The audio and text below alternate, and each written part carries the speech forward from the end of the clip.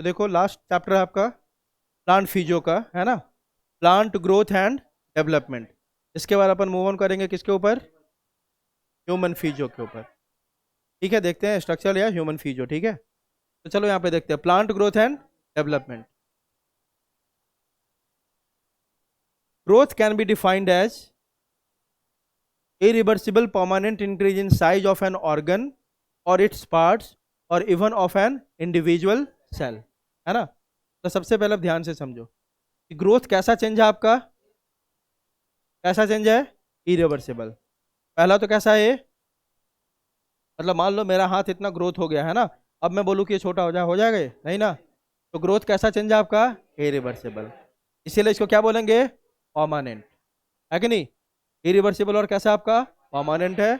Increase in, अब यहाँ ध्यान दो, ग्रोथ में आपका एक ऑर्गन का साइज ग्रो हो सकता है ना, या तो ऑर्गन के किसी पार्ट का हो सकता है, या हो सकता है किसी इंडिविजुअल सेल का हो रहा हो।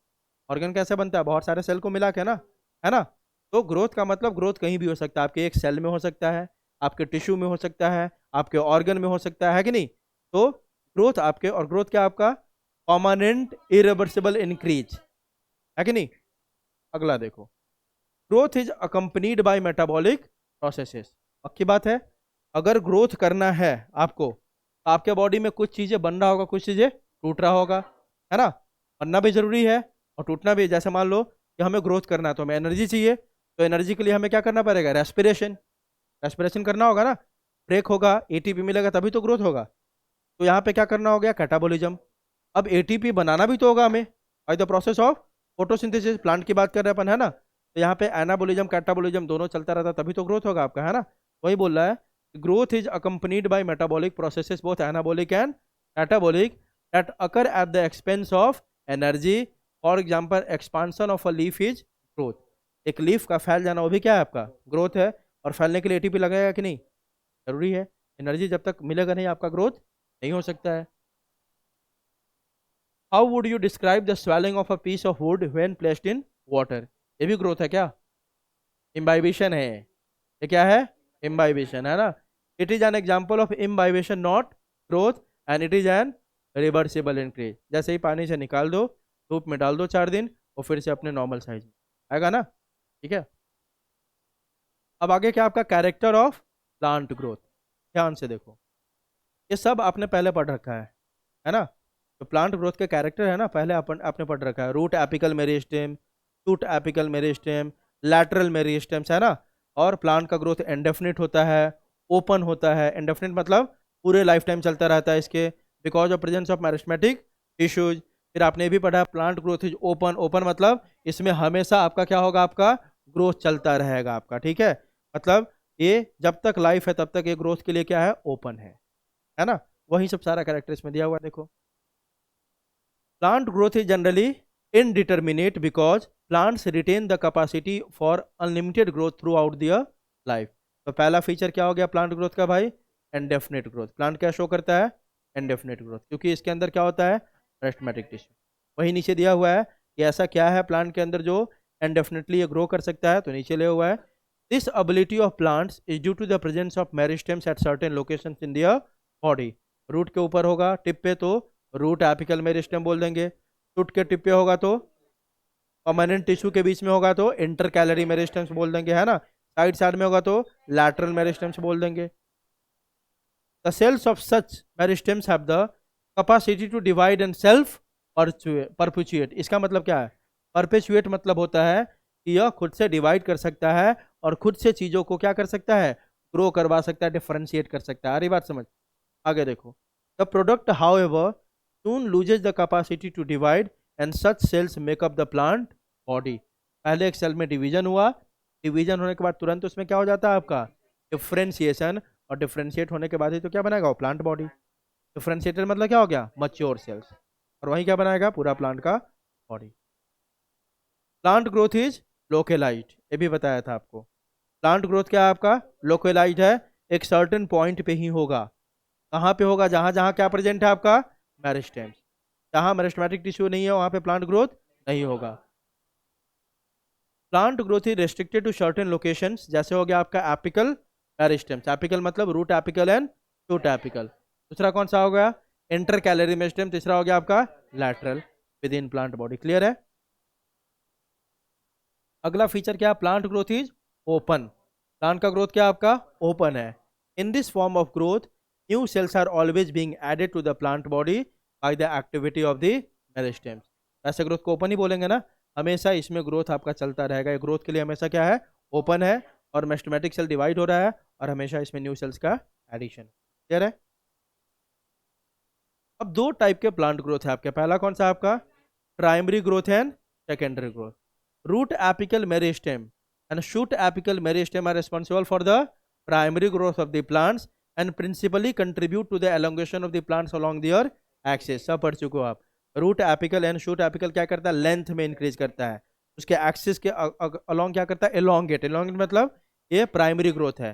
जब प्लांट का लेंथ में इंक्रीज होगा दैट इज कॉल्ड प्राइमरी, और जब उसका गर्थ या विथ होगा तो सेकेंडरी। दूसरा ग्रोथ कौन है आपका, सेकेंडरी। अब जानते हो प्राइमरी ग्रोथ कौन कौन करवाता है, root apical meristem, shoot apical and intercalary. तीसरा कौन आपका, इंटर कैलरी।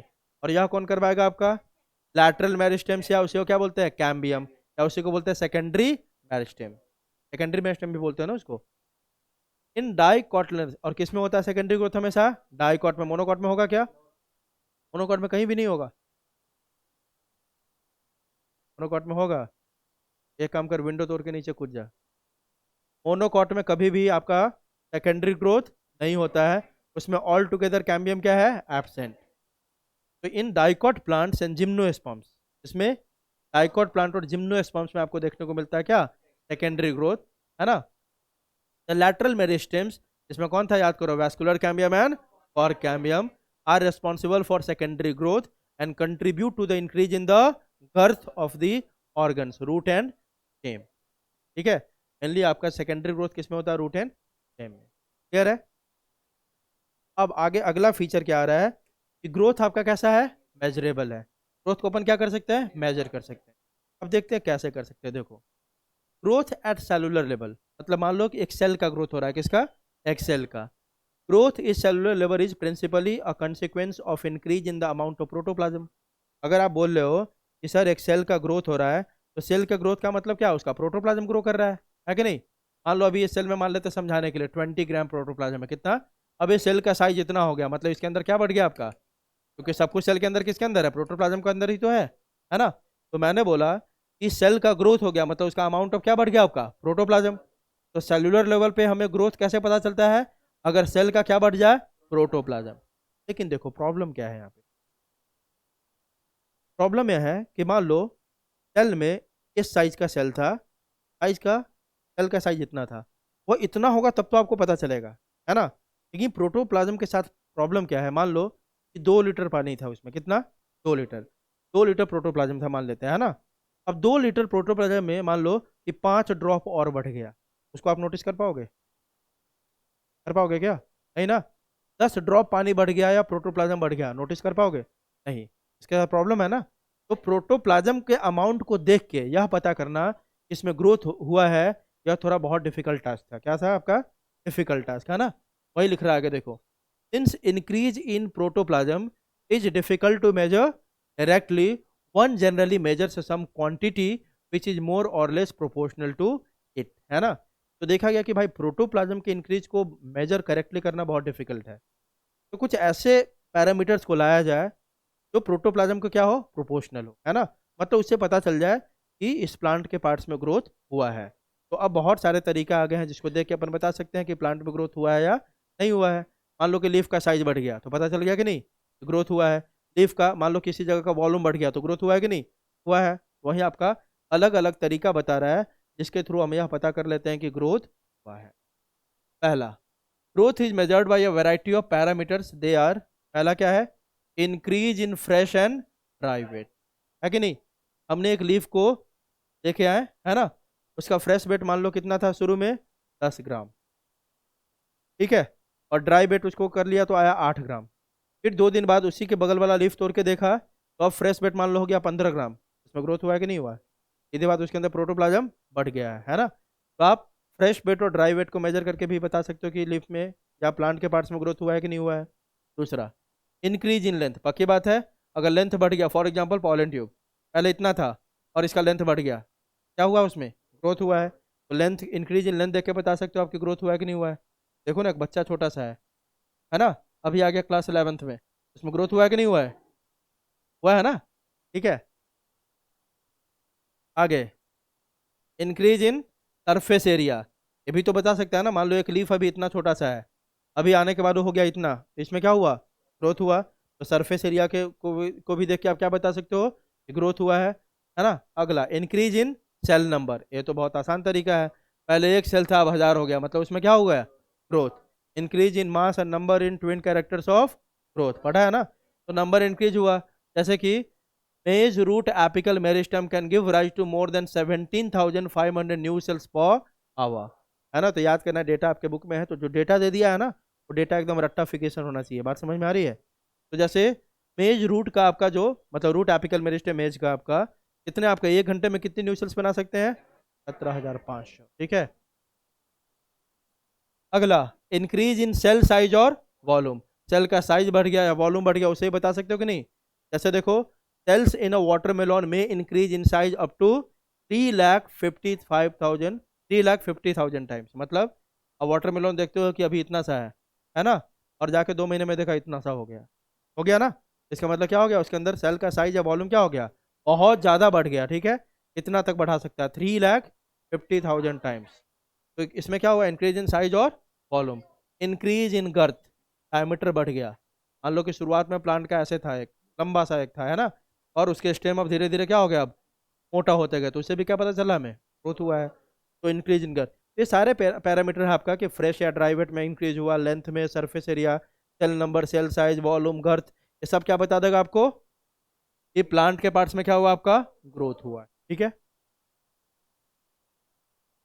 अब दूसरा दिया हुआ आपका मेथड्स ऑफ ग्रोथ मेजरमेंट। पहला कैसा मेथड आपका? बाय डायरेक्ट ऑब्जर्वेशन, दूसरा आपका बाय ऑक्जेनोमीटर, है ना, पक्की बात है। और सा अब बच्चा एक छोटा सा था, अभी 11th में आ चुका है, इसके लिए किसी इंस्ट्रूमेंट की जरूरत है क्या मेजर करने की? नहीं ना। तो कैसे पता चला? बाय डायरेक्ट ऑब्जर्वेशन, देख के पता चला हमें, है ना। और बाकी जहाँ पे हम डायरेक्ट ऑब्जर्वेशन से पता नहीं कर सकते हैं, वहाँ पे एक इंस्ट्रूमेंट का यूज करता है, उसका नाम क्या है? ऑक्जेनोमीटर। क्वेश्चन पूछा हुआ है कि ग्रोथ मेजरमेंट के लिए जिस इंस्ट्रूमेंट का नाम होता है उसका नाम क्या है, क्या बोलोगे? ऑक्जेनोमीटर। और तीसरा क्या आपका? Crescograph. This apparatus was developed by जेसी बोस। ये भी क्या है? एक apparatus है, इंस्ट्रूमेंट है, जिसका यूज करके अपन क्या कर सकते हो? ग्रोथ का, ठीक है। ये पढ़ चुके हो ऑलरेडी, बताना है। फेजेज ऑफ ग्रोथ, अब बोलोगे सर कब पढ़ा हमने? भूल गया? Arithmetic phase, elongation phase, maturation phase, पढ़ा है कि नहीं? है ना, वही वाला है यहाँ पे, ठीक है। Region of arithmetic activity, region of elongation and region of maturation, कहाँ पढ़ा है? मॉर्फोलॉजी ऑफ फ्लावरिंग प्लांट्स, ठीक है, वही यहाँ पे देखो। Phases of growth, the period of growth is generally divided into 3 phases, namely पहला कौन सा है? अरिस्टमेटिक फेज, दूसरा आपका एलोंगेशन फेज, तीसरा आपका मैचुरेशन फेज, ठीक है। अरिस्टमेटिक फेज मतलब वह फेज जहाँ पे सेल्स कंटिन्यूसली क्या कर रहा है? डिवाइड, वही लिखा हुआ है। The constantly dividing cells both at the root apex and the shoot apex represent the meristematic phase of growth. The cells in this region are characterized by, ये भी आपने पढ़ा था कि जो मेरिस्टेमेटिक फेज में जो सेल्स होंगे उसके क्या क्या कैरेक्टर होंगे, इंपॉर्टेंट है ना। सेल वॉल कैसा होना चाहिए? इन होना चाहिए। प्रोटोप्लाज्म कैसा होना चाहिए? डेंस, पढ़ा है ना। वही आपका यहाँ पे देखो, पहला, cells are small in size with abundant plasmodesmatal connection, क्योंकि डिवीजन कर रहा है ना, तो प्लाज्मोडेस्मेटल कनेक्शन क्या होना चाहिए? बहुत मजबूत होना चाहिए। और सेल क्योंकि डिवाइड हो रहा है तो साइज कैसा होगा? छोटा छोटा होगा। अगला, इंटरसेलुलर स्पेसेस आर एब्सेंट, अगर प्रेजेंट होगा भी तो क्या होगा? बहुत स्मॉल होगा। तीसरा, cell walls are primary nature, मतलब अभी इसमें कौन से सेल वॉल होंगे? Primary. Secondary and tertiary cell wall नहीं होगा क्योंकि न्यू सेल्स है ना। Cell walls are primary nature, thin and cellulosic. Cells are rich in protoplasm and possess large conspicuous nuclei. यह कैरेक्टर हो गया सारे सेल्स के किस जोन में? मेरिस्टेमेटिक जोन में, क्लियर है।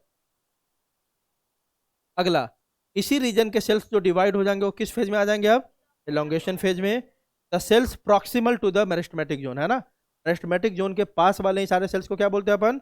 Elongation. Represent the phase of elongation, cells in this region are characterized by increased vacuolation. अभी यहाँ पे क्या था, लार्ज कॉन्स्पिक्यूअस बड़ा सा न्यूक्लियस था, लेकिन अब वैक्यूल का साइज, प्लांट सेल है ना, तो वैक्यूल का साइज क्या होगा, धीरे धीरे बढ़ता जाएगा। तो इंक्रीज्ड वैक्यूलेशन, सेल का क्या होगा, एनलार्जमेंट। और तीसरा न्यू सेल वॉल डिपोजिशन, उसमें प्राइमरी सेल वॉल था, अब कौन सा, सेकेंडरी सेल वॉल आने लगेगा, ठीक है। और तीसरा कौन सा आपका, maturation. The cells more proximal to the phase of elongation represent the phase of maturation.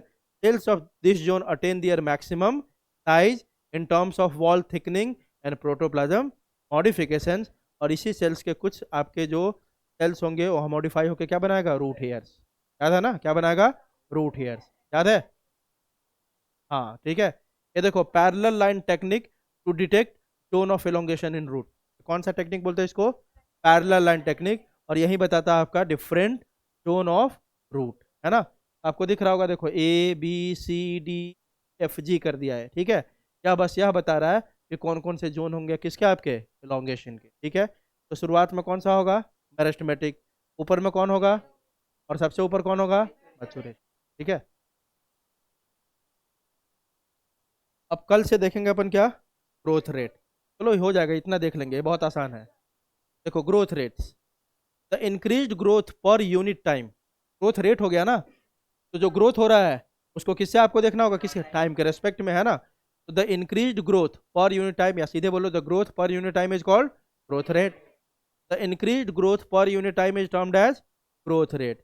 thus rate of growth can be expressed mathematically an organism or a part, किसी का भी ग्रोथ हो सकता है, एक ऑर्गेनिज्म का, या उसके किसी पार्ट का, उसके किसी सेल का, उसके किसी ऑर्गन का, उसके किसी टिश्यू का, है ना। An organism or a part of the organism can produce more cells in two ways, मतलब दो तरीके से सेल्स का आपका डिवीजन हो सकता है किसी भी ऑर्गेनिज्म में, और वह ग्रोथ कर सकता है। पहला कौन सा है, अर्थमेटिक, दूसरा कौन सा है, ज्योमेट्रिक, है ना। अब इन दोनों में बहुत आसान है, ठीक है। यह डायग्राम एनसीईआरटी में दिया हुआ है, और एग्जैक्ट यही डायग्राम दे देता है, और बोलता है लेवल करने के लिए, क्या बोलेगा आपको, लेवल करने के लिए, है ना। तो देखो पहले तो समझ लो, फिर इसको बताता हूँ मैं, ठीक है, कि अर्थमेटिक क्या होता है और ज्योमेट्रिक क्या होता है, पहले इसको समझो। अब आप जानते हो अर्थमेटिक किसको बोलेंगे अपन, थोड़ा बहुत तो मैथ्स पढ़ा होगा ना। देखो दोनों बहुत आसान है, देखो यहाँ पे, इन अर्थमेटिक ग्रोथ, ध्यान से समझो इसको, in arithmetic growth cell undergoes mitotic cell division and produce two daughter cell. एक सेल डिवीजन के बाद कितने डॉटर सेल आएंगे, तो only one daughter cell continue to divide while the other differentiates and mature। तो इसमें देखो समझो आप, ये कैसा है आपका, मान लो हमने एक सेल से शुरुआत किया, कितने से शुरू किया, एक सेल से शुरू, क्या है, एक सेल आपका, इसमें डिवीजन हुआ, कौन सा डिवीजन, माइटोसिस, कौन सा हुआ, माइटोसिस हुआ। इससे कितने सेल बनेंगे, दो, कितने बने, दो। अब जो न्यू टू सेल्स बना आपको, इसमें से एक आपका डिफरेंशिएट करने लगेगा, क्या करेगा, और क्या बना देगा, मच्योर सेल, क्या बना देगा, मच्योर सेल। और दूसरा का क्या होगा, फिर से डिवीजन, इसमें क्या हो गया, माइटोसिस। कितने नए सेल, दो। और पहले से एक और था ना आपका, कौन वाला, डिफरेंशिएटेड सेल्स, या कौन वाला आपका, डिफरेंशिएटेड, है ना। हर बार यही होगा।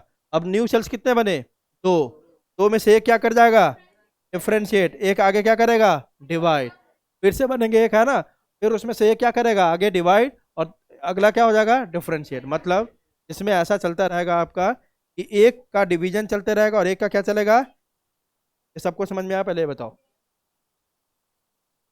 इसको नहीं समझ में आया, देखो इधर सुनो, इसमें हो क्या रहा, देखो एक सेल है, ये डिवाइड करके कितना बनाएगा, दो में एक का क्या हो जाएगा, और एक आगे क्या किया, कंटिन्यू, ठीक है। फिर न्यू सेल दो आएंगे, और एक आपका पहले वाला है ना, कैरी होगा ना।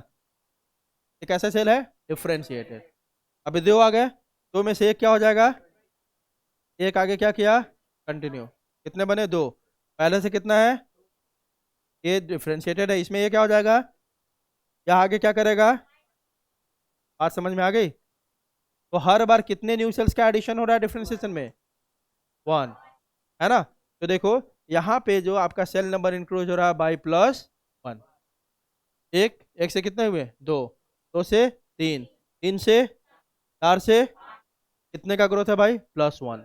तो जहाँ पे सेल्स का ग्रोथ प्लस वन के थ्रू हो, ऐसे ग्रोथ को बोलते हैं अर्थमेटिक। क्या बोलेंगे? Arithmetic growth. बात समझ में आई? यहाँ पे याद रखना है, one cell will continue to divide and other will differentiate. Clear है? अब इसके अपोजिट एक कौन है आपका? Geometric growth. कौन सा आपका? जियोमेट्रिक, है ना। अब देखो इसमें क्या होगा, एक सेल है आपका, ये डिवाइड करके कितने बनाएगा? अब आगे में दोनों कंटिन्यू करेगा डिवाइड करना। क्या करेगा? दोनों। दो से अब कितने बन जाएंगे भाई? ठीक है, फिर से दोनों क्या करेगा? कंटिन्यू। कितने सेल बन जाएंगे? क्लियर है? ठीक है, अब क्या देख रहे हो? दो, दो से कितने हो गए? 4 से, 8 से, 16 से, इससे। जब सीधे सीधे 2n के फॉर्म में ग्रोथ हो, किस फॉर्म में? 2n। किस फॉर्म में ग्रोथ हो आपका? 2n के फॉर्म में हो, ऐसे ग्रोथ को बोलेंगे अपन, क्या बोलेंगे? Geometric growth. आई बात समझ? तो इस दो तरीके से हम ग्रोथ को देख सकते हैं ना। एक आपका, एक कौन वाला आपका? अर्थमेटिक वाला, और हो गया आपका ज्योमेट्रिक ग्रोथ। क्लियर है? ठीक है, 2n मतलब हर बार क्या होगा? दो, दो के बाद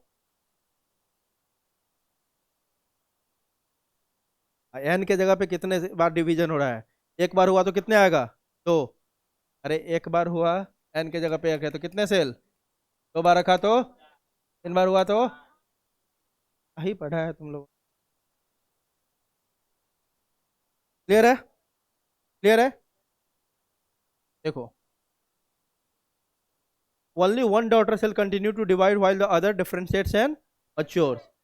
The simplest expression of arithmetic growth is exemplified by a root elongating at a constant rate. या क्वेश्चन ऐसे ही पूछ लेगा कि root elongation at a constant rate, है ना, इसका एग्जांपल अर्थमेटिक का या ज्योमेट्रिक का? तो क्या बोलोगे? अर्थमेटिक का। ठीक है, मैथमेटिकल इक्वेशन देख लो इसका। मैथमेटिकली जो अर्थमेटिक ग्रोथ है, किसकी बात कर रहे हैं अपन अभी? अर्थमेटिक ग्रोथ की। उसका एक इक्वेशन होगा आपका, L T is equal to L nought plus R T. एकदम यही याद रखना आपको, L T is equal to क्या होगा? L nought plus R T. देखो एल टी क्या है? लेंथ है टाइम टी। एल नॉट क्या है? लेंथ है टाइम 0। आर क्या? ग्रोथ रेट या एलोंगेशन पर यूनिट टाइम। अब समझ लो क्या है। देखो एक लीफ को हमने देखना शुरू किया, मान लो, है ना, आज डेट क्या है? 29 नवंबर, है ना। समझने के लिए, एक लीफ को हमने देखना शुरू किया 2 PM में। कब?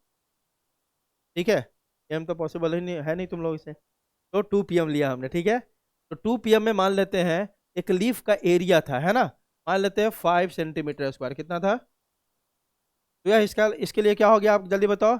L not. लेंथ नहीं लिया हमने, साइज ले लिया, है ना। लेंथ ले लो, एरिया ले लो, कुछ भी ले सकते हैं। तो इसके लिए अभी लेंथ अगर लेते हैं तो मान लो इसका लेंथ कितना था, जो भी था, है ना, कितना ले लिया? 5 इसका लेंथ था अभी। ठीक है, तो एल नॉट क्या दिखाएगा? इक्वल टू 5, 5 मीटर स्क्वायर है, कुछ भी ले लो आप। ठीक है, लेंथ की बात कर रहे हैं अपन, है ना। तो लेंथ किस में लेंगे? CM या M में। तो मान लेते हैं लेंथ कितना था आपका, तो एल नॉट मतलब इनिशियल टाइम, जब आपने ऑब्जर्वेशन करना शुरू करा। अब मान लो 2 बजे, अब आपने इस लीफ को देखा, मान लो अगले दिन देखा आपने 6 बजे। क्या बजे? 6 बजे। तो ये क्या कहलाएगा इसका? LT। क्या कहलाएगा? LT, मतलब फाइनल ऑब्जर्वेशन वाला टाइम। मतलब जब आपने शुरुआत किया आपने देखना, तो उसको क्या बोलेंगे? L नॉट इनिशियल टाइम, है ना। और फाइनल टाइम को क्या बोलेंगे? LT, है ना। लेंथ एट टाइम T, मतलब जब आप फाइनली उसको क्या कर रहे हो? ऑब्जर्व कर रहे हो। ठीक है, और R क्या दिखाएगा इसमें? ग्रोथ रेट, मतलब ये रेट कैसा है, इतने बीच में इसका रेट कैसा था। ठीक है, तो चलो, जब आप इस इक्वेशन को सुनो, इससे क्वेश्चन पूछेगा ये सब ग्राफ से। जब इस इक्वेशन को आप प्लॉट करोगे, है ना, XY एक्सिस में, on plotting the length of the root against time, एक साइड में क्या ले लिया हमने? हाइट ऑफ द प्लांट, एक साइड में क्या ले लिया? टाइम। ठीक है, जब इसको हमने प्लॉट किया तो कैसा कर्व मिलेगा आपको? Linear curve. अर्थमेटिक है ना, अर्थमेटिक में +1 होते जाएगा, है ना। तो मान लो यहाँ से शुरू किया +1, फिर आपका ये कैसा ग्राफ आएगा? ये पूरा स्ट्रेट लाइन। कहने का मतलब है अर्थमेटिक ग्रोथ का जो कर्व आएगा आपका कैसा आएगा? स्ट्रेट लाइन, लीनियर कर्व आएगा। कैसा आएगा? Linear curve. ठीक है, जबकि उसका कैसा आएगा? शुरुआत में थोड़ा स्लो रहेगा, लेकिन बाद में सीधे एकदम तेज होगा, फिर बाद में ऐसे हो जाएगा। ठीक है, तो अर्थमेटिक का कैसा होगा आपका? Linear curve. क्लियर है? दूसरा कौन सा आपका? Geometric growth. In geometric growth, cell undergoes mitotic cell division and produce two daughter cell progeny.